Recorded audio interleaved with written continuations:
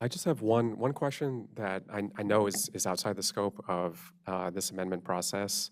I wanted to ask, mostly out of curiosity, but also kind of thinking forward, like how maybe things could change. But the Implementation Advisory Committee, which currently is, 12 or 14 members, combination of residents and business owners or property owners in the area. Um, it looks like on the resident side, it looks like most of that membership is outside of downtown Bethesda. And I could be off base on that, but it seems like it's mostly kind of the adjacent communities like East Bethesda, Chevy Chase, Edgemore, kind of on the edges, um, which is fine.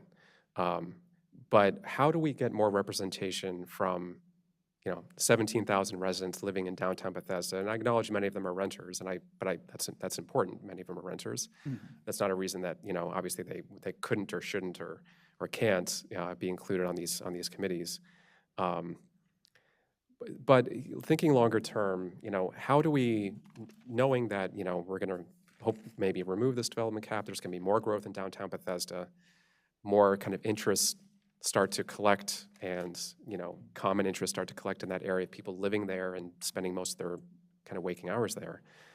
How do we kind of rethink the IAC potentially um, in terms of membership? And I understand that it's application-based. Or at least I assume it's application-based. So, we get what we get to some extent.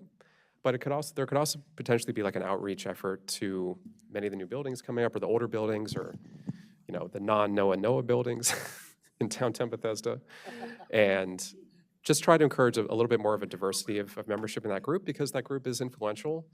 And I think the interests of those living in downtown Bethesda may not always align with the interests of those living in the adjacent communities. Just a hunch. Um, so I just wanted to add that to the conversation. And again, I know it's outside the scope of this, but just wondering if anyone has any thoughts on that.